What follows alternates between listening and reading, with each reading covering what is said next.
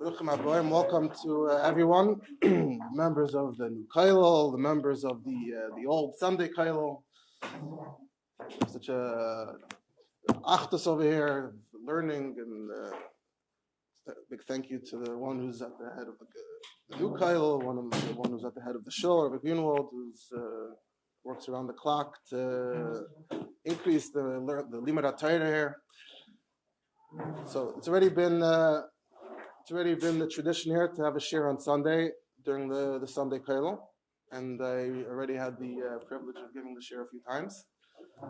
And now with the new edition of the Kolel for Younger Light, so we're going to combine the two, and I'm going to give a shiur on a topic that's more relevant to perhaps to the Kolel Younger Light, who are all presumably future Rabbanim, Shluchim.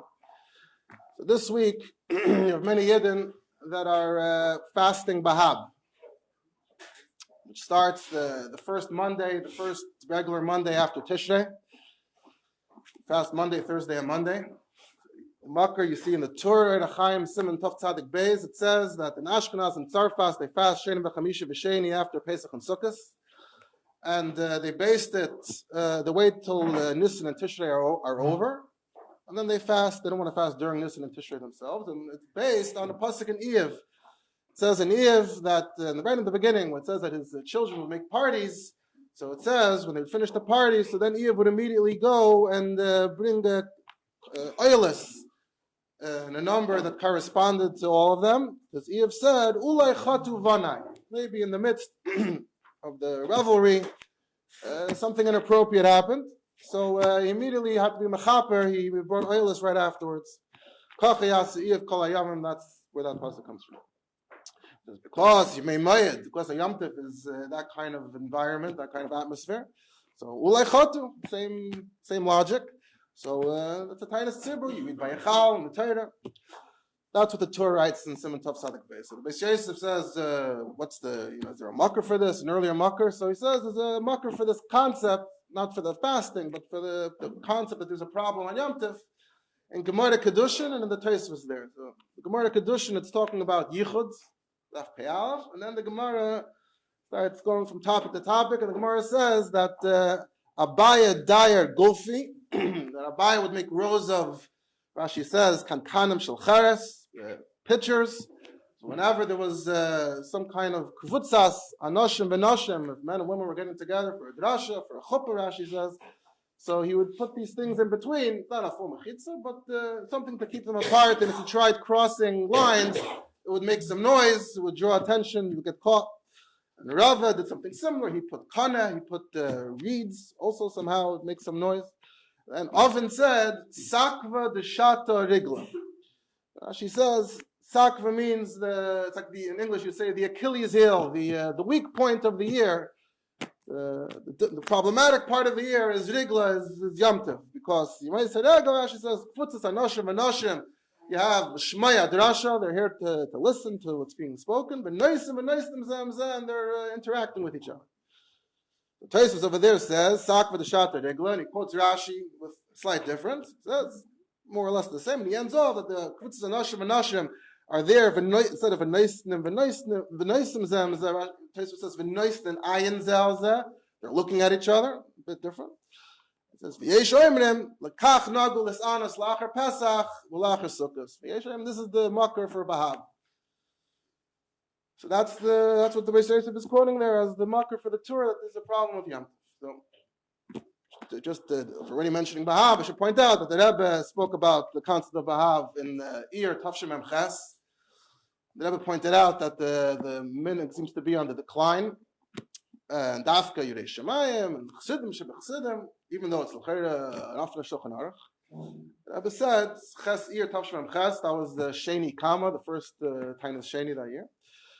And the Rebbe said that Muzman Zagan, that after everything we've experienced in the previous generations, all the horror and the trauma, whatever it is, Yidden have reached a state in which they're so pure that there's no suffix b'chlal that somehow the taiva of Yom Tov is going to lead to chatu banai. Can't be. There's no chance that Pesach, Sukkot is going to lead to chet kapshuta, even chet melashon chasarim.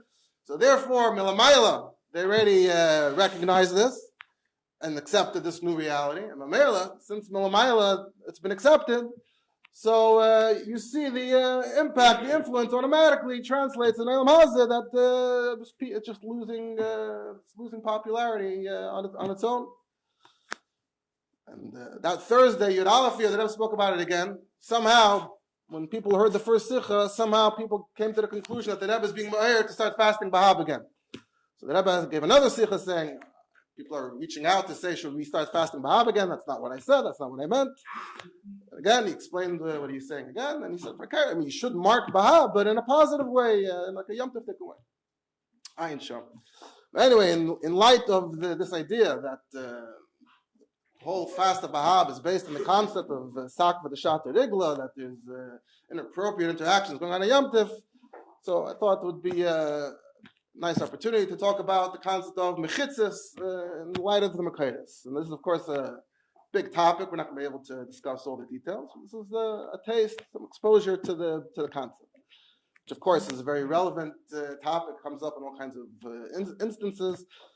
And we'll see that actually historically there was very little discussion about this topic, and the subject, the discussion really exploded from the 1940s and on. So you have this makar in Kedushin. You also have the big makar you have in Gemara Sukkah. It says that the simplest basis She'eva, there was a tikkun gadol. Gemara says, what's the tikkun gadol? So Rabbi Lazar said that originally the walls of the Ezras Nashim were completely smooth, and then they put pieces on the walls, so that when simple space of Sheva happens, they can put planks on top of those pieces coming out of the wall, and the woman can stand on that elevated area. And Gemara brings a brisa that the Nashim were b'fnim and the Anashim were b'chutz. They were trying to keep some kind of separation, so the women were inside the Ezras Nashim and the men were outside around the Beis HaMikdash, and it was resulting in kalas reish. It wasn't a good situation. So then they tried switching it around. They put the Nashim outside and the men inside. Still didn't help. So then they finally came up with this idea of putting the women on top and the men on bottom. The Gemara asks, 1 second, how did they do that? We have a pasuk in Divrei Hayamim with David HaMelech when he told Shlomo to build the Beis HaMikdash. So the pasuk, Kol b'ksav miyad Hashem olai hiskil, that everything about the Beis HaMikdash is according to the instructions. So you can't just add things to the Beis HaMikdash, you can make additions. So Rav said they found a pasuk, a makar for the idea of separating between men and women. It says in Zechariah, it says, B'sof do'aretz mishpachas, levad, mishpachas beis David levad, and Hashem levad. It's describing the scene where everyone's mourning. It's a big hesped, and mishpachas beis David levad, and Hashem levad. The men and the women are separate. She said it's talking about Mashiach ben Yosef is going to be killed. That's what the Mechamis Gog Magog. And everyone's crying about it, and we see that even B'Shas Hatzar, the pasuk is going out of its way to mention that don't worry, it's kosher, everyone's separate. So it says the Kal V'Chomer, if lost love, first of all, it's a hesped. So usually in a sad situation, that's not the appropriate time to be engaging in that kind of thing. Also, lost of love, ein Yetzer Hara shelet b'hem. We know, lost of love, there's no more Yetzer Hara. And still, the Torah says you have to have separation. So for now, by simple phrase of Sheva, Sai to Simcha, Sai Yetzer Hara is Shailet. So Kol Shekain, Achas Kam V'Kam. That's the Gemara in Sukkah. Of course, there's a lot to analyze, a lot to discuss, and the Sfarim do in fact analyze and discuss a lot. Not the time for that. Just trying to show the development of this concept. So from the Gemara, it seems if you have to summarize the two Gemaras, it seems like we're talking about more like formal events where a lot of men and women are gathering together, and also we see the reality. The reality seems to be that it was leading to Kalas Reish, both in Kedushin and in Sukkah. It seems like they were reacting to a specific problem that was resulting, and then you have to make some kind of effective separation. In Sukkah, it's very extreme. They were trying different things until they finally put them all the way up there. And in Kedushin, though, actually it seems a lot more just a bit of a small separation, so you catch them if they try to cross sides. Okay, the next big makar is many hundreds of years later in the Sefer HaMordechai on Masechah Shabbos. And the context is B'chlal Dinei Mechitzos on Shabbos. So it says that in the room that Maranam Rothenberg slept, he had Svarim. And it says every night he would make a mechitzah of Asar Tvachim between him and the Svarim. He didn't go to the outhouse necessarily. He had he had a potty or something, and the svarim in the room, so he made a mechitzah every night. That way, he doesn't have to worry about that problem. What about Shabbos, though? It says, out of Shabbos, he used to make a mechitzah b'boed yoim. It was some kind of like a mechitzah like we have here, like a pole with the sheet. So he would put the sheet on the pole, and then he would roll it up, because right now he doesn't need a mechitzah. So he would roll it up, and it would just be like a tefach on the pole. And then, Baleil Shabbos, when it came time when he actually needed the mechitzah, he would lower the whole mechitzah. Why? Because on Shabbos you're not allowed to make a mechitzah, unless it's tznius ba'alma. If it's just for basic privacy, then it's okay. But if it's to be a real mechitzah, to make a new rishus, then it's a problem. It brings a mucker for this problem and for this eitzah. It's actually the Gemara in Erevim. And then the Mordechai says again, V'hani mili, this is only if it's a mechitzah, that's not for tznius. But if it's tznius ba'alma, then it would be okay to even to throw it up on Shabbos. And what's the example? Kegoin, mechitzah she'oisim b'shas hadrasha bein anashim and anashim. Make mechitzah during a drasha for men and women that you can put up on Shabbos. You don't have to prepare it in advance. It's another Gemara from Erevin about the concept of a mechitzah for tznius ba'alma. So with mechitzah in his room, he was trying to make a different rishus. That's the whole concept over there. For tznius, for privacy, which includes mechitzah for anashim and anashim. Tznius here meaning privacy, but you want to keep them. They're not looking at each other. This din is brought in the Taz and Hilchos Shabbos and Simish and Tazvav, and from there it's in the Alter Rebbe Shulchan Aruch and Simish and Tazvav. Presumably also the only mucker where the Alter Rebbe addresses this concept. But even over here, it's coming up a derech agav. It's the discussion here isn't dinei mechitzos b'beis haknesses. The discussion is dinei mechitzos b'Shabbos, and he's looking for an example. It's tznius ba'alma. Here's an example. So it would seem accurate to say that there's literally no actual discussion about the mechitzos from the entire era of the Rishonim. Of course, you have some Rishonim that discuss the Gemaras, partial out Mefarshim that you have. So we have this Gemara about Simchas Beis Shev and Sukkah. We have this Gemara about Rigla and Kedushin, and then we have this Mordechai about the Derech Agav mentioning the reality that the mechitzah b'shas hadrasha. The next discussion that we find isn't even specifically about a mechitzah, but more about the problem of mingling, of intermingling. You have already the famous Rambam, Hilchos Yom Tif, that you have to have shotrim baragalim, that the shotrim have to go around and keep people apart. And that's also in Torah Shulchan Aruch, Alter Rebbe Shulchan Aruch, and Simon Tov Chav Tes, although it's unclear that anyone ever actually acts directly on the Rambam's words. But anyway, the discussion we have is regarding a chasana. So you have Sefer Chassidim. Sefer Chassidim is from the Chasidei Ashkenaz. In the time of the Rishonim, you have this group of Chasidei Ashkenaz. It's not exactly a halachic work, but it was very influential on Yiddishkeit. And it says there in Simon Shin Tzad Gimel, there are like 1,100 simanim in there in the main edition, and there are additional ones from Ksav. Anyway, so in Simon Shin Tzad Gimel it says that the pasuk in Divrei Yamim, so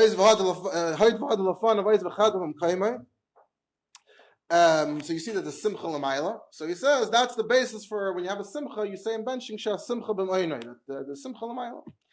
But he says you have this psukim that say yismchu hashemayim b'sagar la'aretz, that the simcha in shemayim goes along with the simcha down here.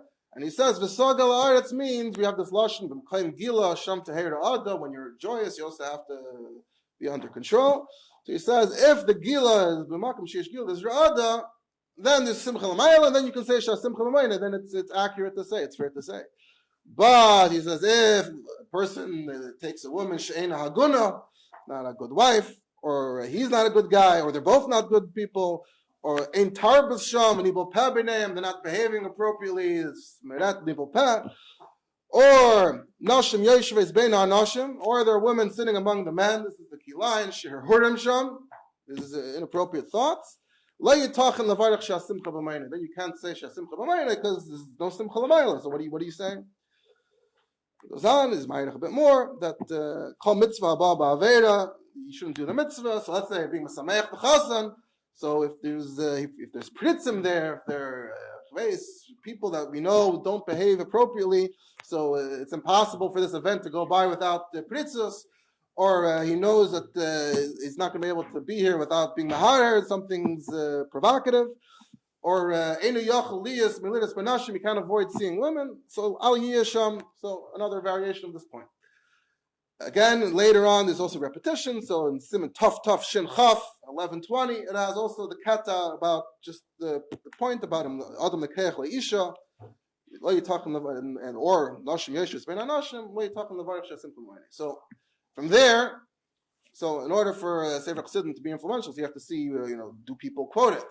So from there, it got quoted in a relatively very influential sefer, although it's unlikely that your average yeshiva bacher probably heard of it. It was printed recently in the last few decades in the series of Machan Yerushalayim. Has printed many of these svarim of Kaiftze Halacha and Minhag from Ashkenaz from many hundreds of years ago. So this sefer is called Sefer HaMenhagim of Isaac Tirna. He lived in the late 1300s, early 1400s. And so you have the Menhagim at top, and then you have Hagoyis Menhagim, which is a lot longer than the Menhagim themselves. And there in the Pnim, when he mentioned that we say Shasimcha B'Moinai all throughout Shabbat Barachas, so in the Hagoyis Menhagim he writes Matzasi B'Sefer Chassidim, that, and he paraphrases, he says it a bit differently, Kol Makim She'anashim and Nashim Royin Zeh, wherever men and women can see each other, could go in B'Sudas Nisuin, Ein Levarich Shasimcha B'Moinai, because Hashem is not happy. Which does it hurry Avera? So here it's a bit different. Royin Zeh, there it's a Yeshvis Ben Anashim. That then leads us to the Tur. The Tur in Eben Ezra Simon Samach Beis, which is talking about Berchas Chasanim. So he mentions also Shasimcha B'Moinai all 7. He lived before Rabbi Isaac Tirna. He just mentions this idea that we say Shasimcha B'Moinai all 7 days. And then the Bach says, B'Kraka, he mentions where he lived. He says in Kraka, there's a minhag that the Suda they make the next night after the Chasana, they say Asher Bara, but they don't say Shasimcha B'Moinai. Utema, it's very strange. I couldn't find a reason. Ella, apparently the only reason is because it's a small Suda. And they put men and women together in one room. And because of the Menhagim, and he means Menhagim Isaac Tirna, that you don't make Shasimcha B'Moinai with a chash of Hira Avera. So that's why. So in Kraka, they took it talach. They didn't change the setup. Man and woman were together, but they said, okay, Shleitim Menhagim, Shleitim Sefer Chassidim, you shouldn't say Shasimcha B'Moinai. Fine, so we won't say it. And he says, if it happens to be only men at the Mesiba, then Tzarech Levarich. And from there it was copied into Beis Shmuel and Even Ezer, and he writes Mechitzos, Kos of Bach, Shanoshim Noshim B'Cheder Echad, it became the Bach Sfira, Shanoshim Noshim B'Cheder Echad, Ein Eimnim Shasimcha B'Moinai, the Ein Simcha K'Sheitza Har Shayla. One other makar from this era that discusses this is the Lavush. The Lavush in the end of Eid HaChaim, after all the regular Samanim of Torah. So Shulchan Aruch, so he has L'Tashlim Shleimus Melechas HaMenhagim, Echtev L'cha B'Seif Beis HaLavushim Halalu K'tzas Klalim Yimenhagei Meinu Erav Reb Isaac Tirna. So he has a section there where he quotes Menhagim from Isaac Tirna and comments on them. So in the last one, in his Lamed Vav Seifim, in the last Seif Lamed Vav, he quotes from Rabbi Isaac Tirna this paragraph, and he adds, "Ve'ein is har nachshav b'zeh." We're not, we don't care about this now. At this point, women have been they've entered society. They're very part of what's going on. And as a result, it doesn't awaken such a hurry avera. The Damyan along Kaki Chivra Mitechrev Hargelam Benenu. He quotes a line from Brachas about they just look like white ducks. They're white geese. We're so used to having them around. There's nothing exciting about sitting together at a simcha. Even the dashu, we got used to it. It's fine, and that's how he concludes the sefer. That's the end of the Lavush.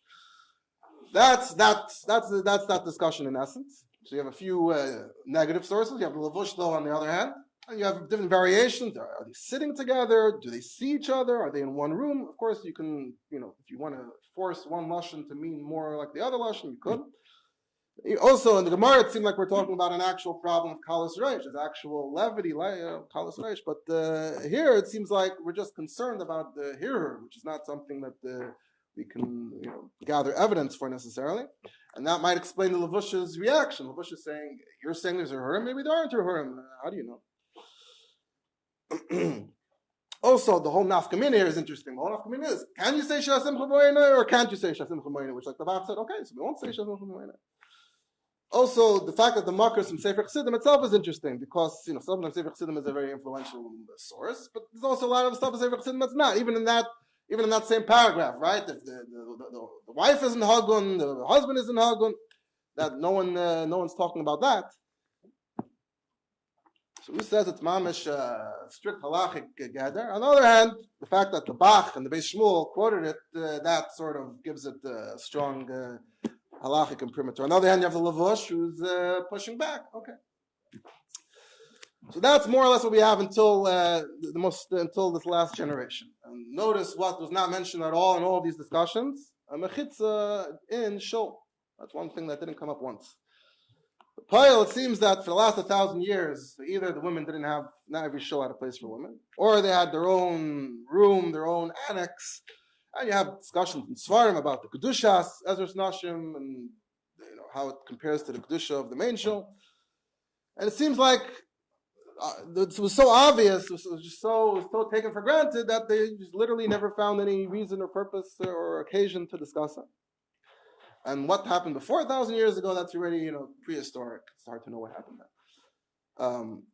A little bit we have until between the early Achreinim and now is that when the reform, when you had started making changes in the shul, so you have a bit of a reaction from some of the Rabbanim in Hungary, etc., that were into fighting that and responding to that. So there's a little bit, but the discussion really began regarding mechitzah of tefillah in the last generation. Of course, the big yesod, the big makar is the Igros Moshe. In Eir Chaim, Chelik Aleph, Igros Moshe, there are 6 simanim in a row on this topic from Lamed Tes to Mem Daled. The first one is from Tafshin Vav, actually literally the last few days of 1945, December 45. And every other discussion that followed is essentially a reaction, a response, either directly or indirectly, but everyone's it's the Igros Moshe's world. We're just living in it. So I'm going to quote it a bit at length because this is really the source of the discussion. So it's a Shuvah from Chav Beis Tevis Tafshin Vav to Rav Agoyin, Reb David Stern, Rabbi Dr. David Stern, who was the Manal of Yeshiva Torah Vadas at the time. And you asked about the topic of mechitzah, that between men and women in the shul, and what's the real shiur, how high does it have to be? Because in our country, they're starting to take the mechitzah down. Right? At that time, there was the history. At that time, you had the conservative movement was taking off. Never mind the reform movement, and one of the big issues at the time was mechitzos. And that's, of course, that's the historical background. That's why this topic explodes right around now. He says it could be you have situations where they're not trying deliberately to violate the halacha. They just don't know what's involved. It literally wasn't discussed before. So you want me to explain what's the makar and what's the shiur. So he says, first, so right off the bat, tremendous chiddush. He says, the etzem adin, that if there's men and women together, it's also to be without a mechitzah. That's an isur deraisa. So that's a huge chiddush right off the top. Big zerayah from Sukkah. So all I did in Sukkah was that they built something in the Beis HaMikdash that wasn't there before, and they found a pasuk in Zechariah. He says it's only possible that if it was an isur deraisa, and then you can add the things to the wall. But if it was only midrabanan, then what would be the makar to add things to the Beis HaMikdash? And he's mafalpol great length, different mechitzos, and along the way he has to be mechadash even more and say that Tarech Lemar Davar Chadash, that the isur to add is only in the Ezras Nashim, but outside of the Harabayas, and the Chel, and everywhere else, it can't be. Apparently, it wasn't a problem because there are other things there are other mechitzos that they added other things elsewhere, and he doesn't want to. He wants to say that this is a mitzvah that's deraisa. So in order to say that, he has to say that those other things, the isur must have not applied there in the first place.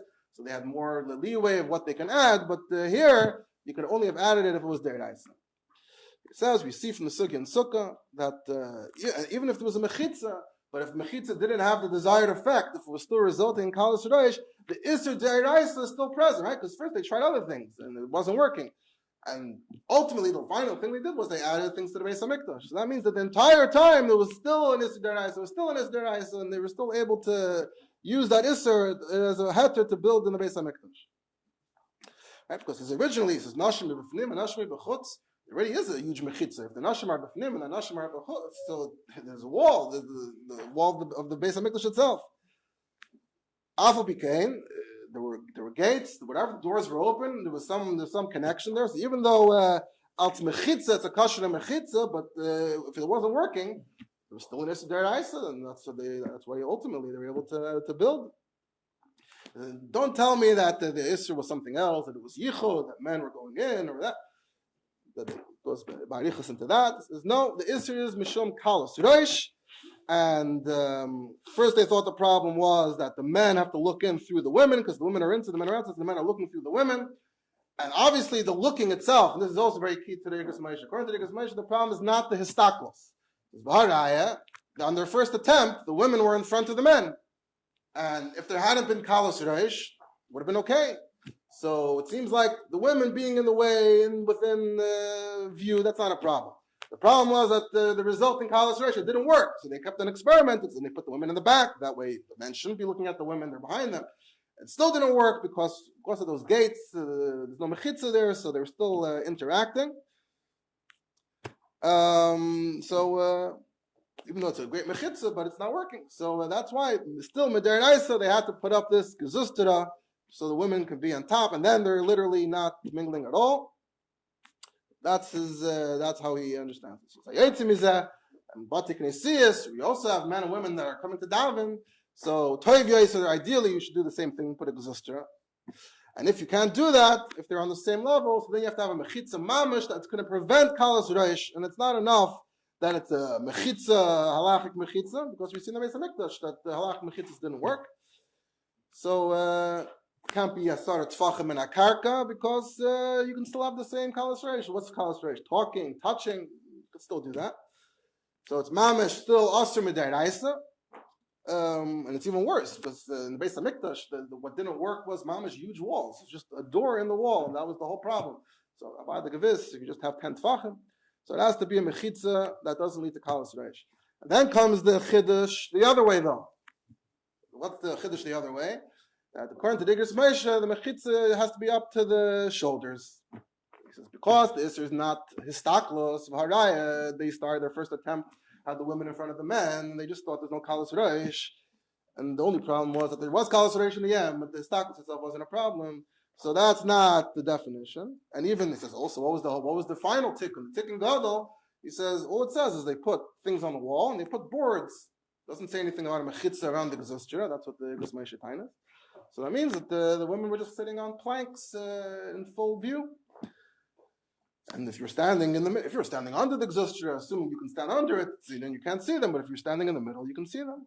And then he goes off to Rambam. There's a Rambam in Pirush Mishnayos that seems to say Shalei Yistaklu. Actually, different places the Rambam says different things. It goes into whole cheshbon that even according to the Rambam, you have to say they were still visible.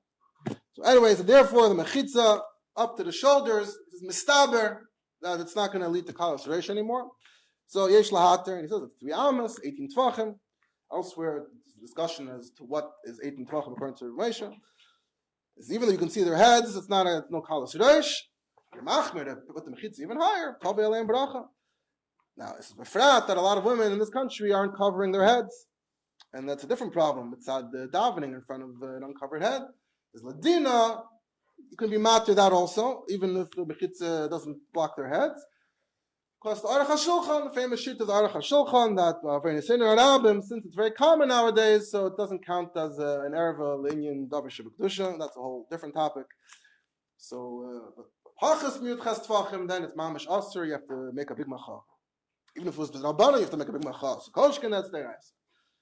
The question is, though, he still never really defined why. He just gave proof. The only way they could have built it is if it's their nice. What's their nice? What are you talking about? So he finally starts saying something. He says that maybe you would say only the Beis Hamikdash is their nice, because in the Beis Hamikdash you have a din yira, mikdashi tiro. And if you're B'kalas Reish, so you're lacking the Yira. So maybe so then you would say it's only applicable to the Beis HaMikdash. The Beis HaKnesses would have to be just D'Rabbanan, even though it doesn't even say anything clearly, but Vada, it's also to have Kalas Reish in a shul, so we'd have to say it's D'Rabbanan.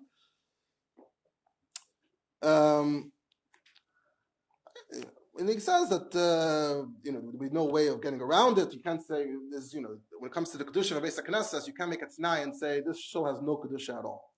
So if you can't make a t'nai on the kedusha, you can't make a t'nai on the kalas roish. You can't say some kind of make a legal fiction that this shul doesn't need a mechitzah because this shul doesn't have a problem with kalas roish. It's be'etzim. B'shas hatfila for sure though. He says if you want to say a shul is midrabanan, fine, but b'shas hatfila, when you're saying Shem Shemayim, Davar Shem Kedusha, mistaber that it's deraisa.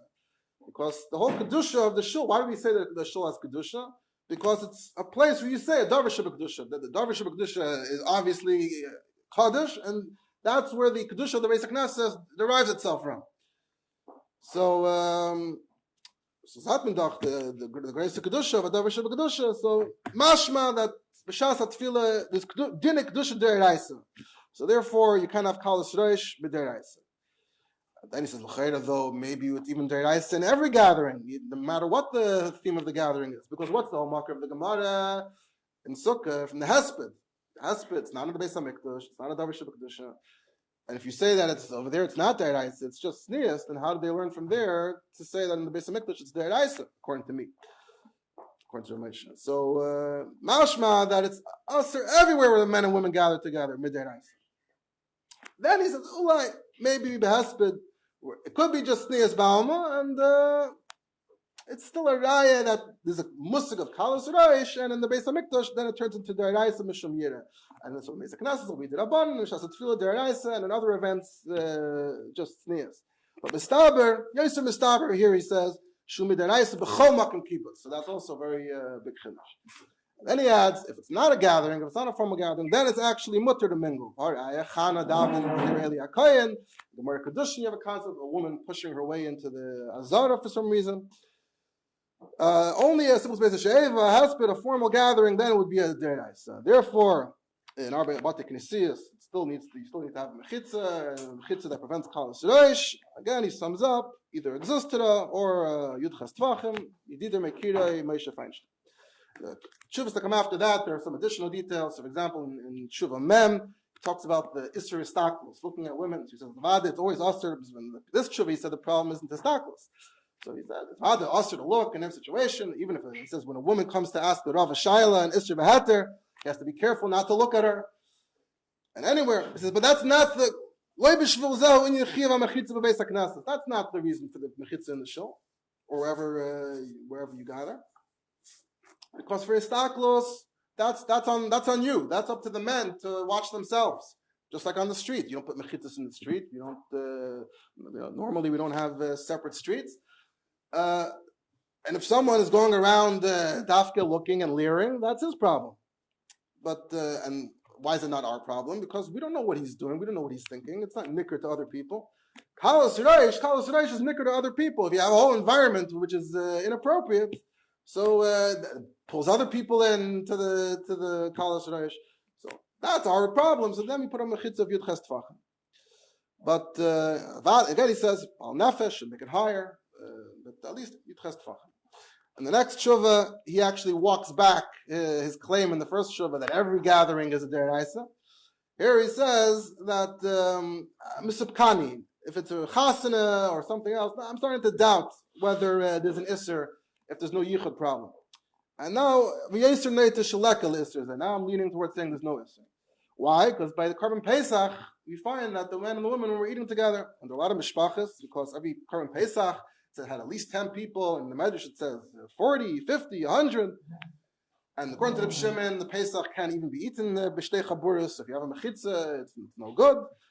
It goes into more details on that, and mentions the kala, hoifechas panah, she turns away, because she's embarrassed to eat with people looking at her. Who is she embarrassed of? She's not embarrassed of her father and her brother, Muslim Zagan, there are other people there. However, that he's still holding by. Has to be Yudches Tvachim. The next shuvah, there's some additional details about the kind of mechitzah, and there's a new issue of, let's say there's a kosher mechitzah for kalas roish, but what if the women aren't dressed tzniustic, and you can see that, then that's a problem during davening.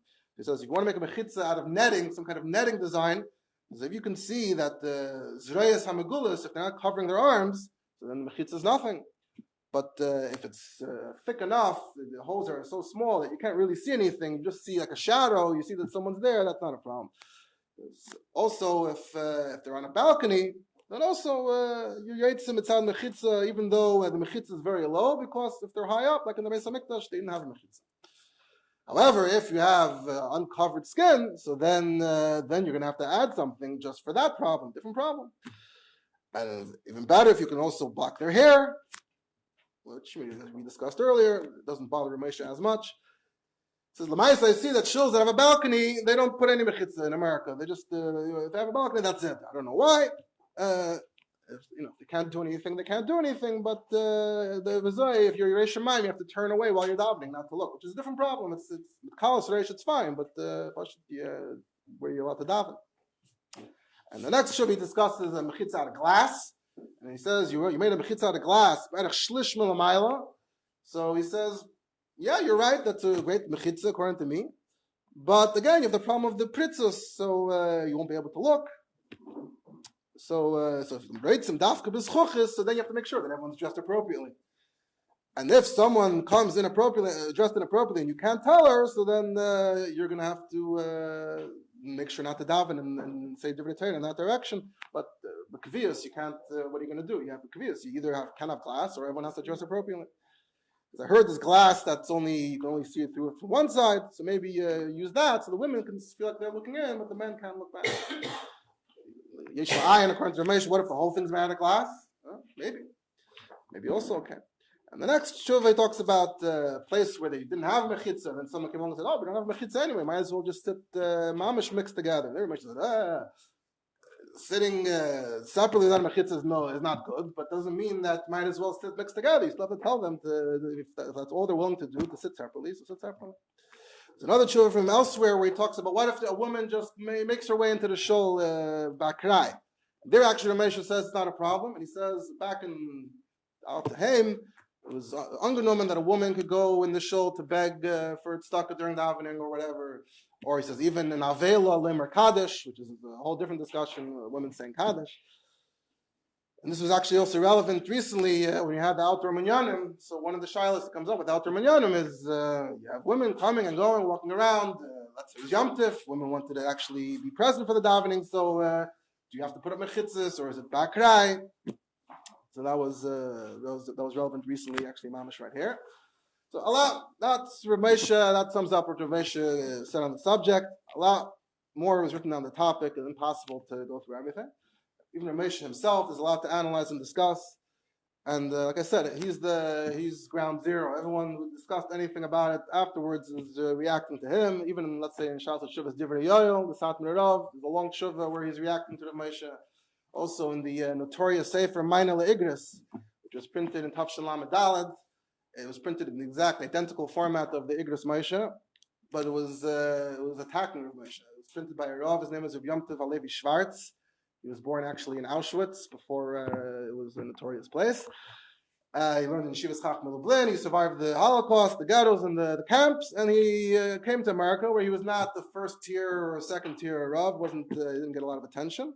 And he's an interesting character. He has a sefer attacking certain elements of Haredi life, which has certain popularity outside the Haredi world. But anyway, the whole sefer is attacking Igros Moshe and trying to claim Rav Moshe is simply like being Megala Panim Patarish like halacha, like a very, very harsh takedown of Rav Moshe. Has 171 simanim where he's going through a comparable number of Chivas and Igros Moshe one by one and trying to say each one is terrible and awful, very, very harsh, very sharp. And because he didn't really have much of a reputation before going into this, so it's not merely he was a gadol ador. He wasn't. So everyone just looked at it as like a very strange, like sort of unhinged attack, and the sefer was mostly ignored and forgotten. Although now it's online, so every once in a while, those who are into these things, you can find it, you can look it up.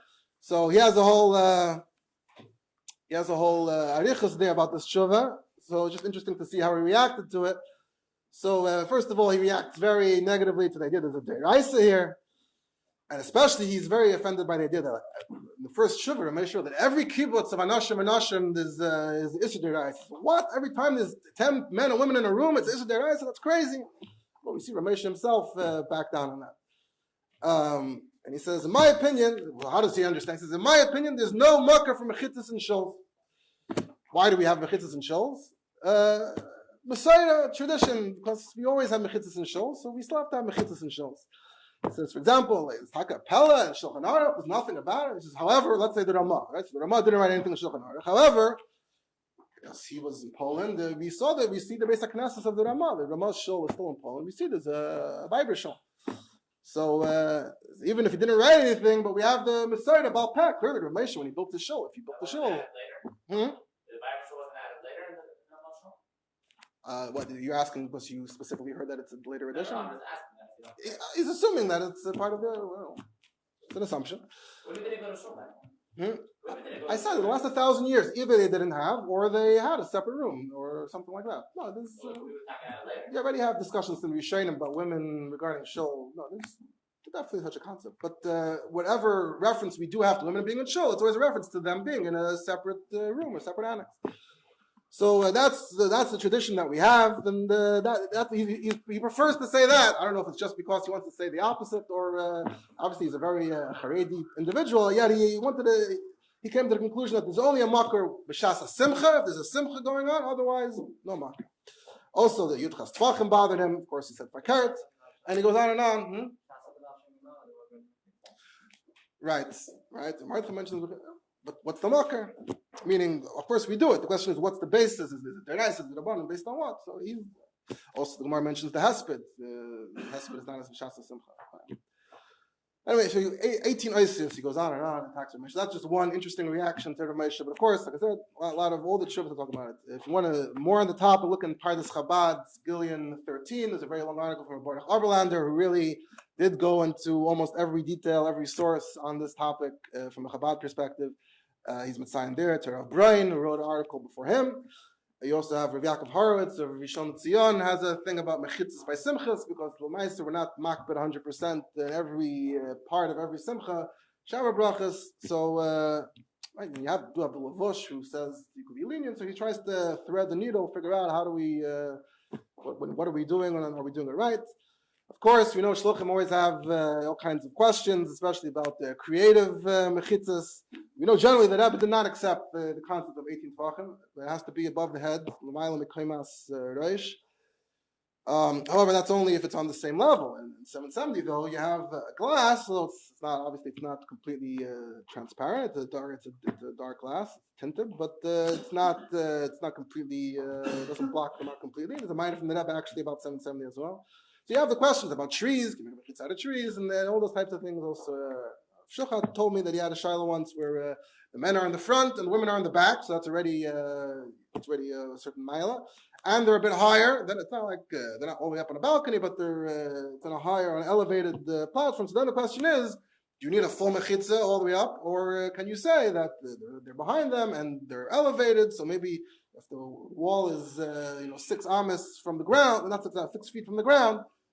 Even though it's not for the women, it's not covering them. It's not 6 feet for the women, but it's 6 feet for the men. So, depending on how you understand the exact gather of mechitzah, and what's going to be the psak. But close, you have from the Rebbe, you have very strong letters and minus about mechitzah in the shul against see-through glass, transparent glass. You have minus about that there has to be l'mayla mikhay masish. Like I said, from the Rebbe, it seems very clear. It has to be to prevent any direct, obvious vision. You have letters from the Rebbe about chasanis. In one place, the Rebbe seems to actually quote the Lavush and B'doicha.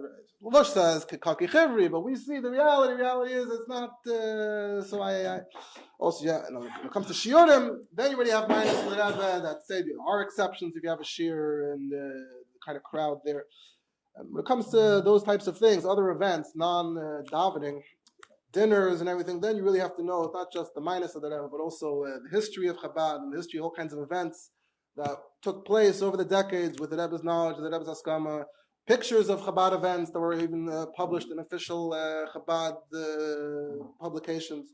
So you have to know the history in order to be able to say something definitive. The Lamaisa, though, it seems like when it comes to shul, everyone accepted that it's mamish and isser atzmi. Without that, you don't mamish hesnish can shul. It's somehow a gather and davar sheva kedusha, however you want to define it. The next level is chasanas, where for the eating and the dancing, because it's a tremendous simcha, and the pizza can potentially be very big. Like here in America, being makbid on mechitzos came after a period of time where they weren't makbid on mechitzos, and there was mixed eating and mixed dancing, and the reality then was not very great. So the mechitzos were a reaction to that, a reaction to reality. It's not like the Sefer Chassidim talking about shiurim. It's like the Gemara talking about kalas reish. There was kalas reish for mamash. The next level is, let's say, big events held within our community. So generally, if it's indoors, it's the rapasha that you have mechitzos. That's where, as I mentioned, Yaakov Horowitz has this article about Sheva Brachas. You have these competing mechitzos, and not everyone is always makbid 100% by Sheva Brachas. Even at weddings, the women come into the men's section for the Sheva Brachas. So the Bach and the Bishma both about Sheva Brachas. Right. So why should but the Lavush said fakert. So from here we see that it's not. He said that's not a problem, Mechlal. So it's not like all the mechitzos are saying one thing. You have this and you have that. So the Rebbe said the Lavush isn't applicable. Maybe the Rebbe was talking about chasana, mixed dancing, something very extreme. But a few men and women by Sheva Brachas, maybe it's not such a big problem. There's no, again, and ultimately there aren't really clear gedarim and clear halachas. I haven't heard that anyone today, if you're not going to be like the Bach, like we're not going to be makbid, we're not going to. No, I mean usually if you think it's okay, then you think it's okay to say it's just a but the further away you get from shul, chasana, the gedarim really start becoming very fuzzy. So in every case, what you have to do is you have to consult with a rav, who's a talmid chacham, a shemayim, chassid, who knows all the details, all the history, the kan.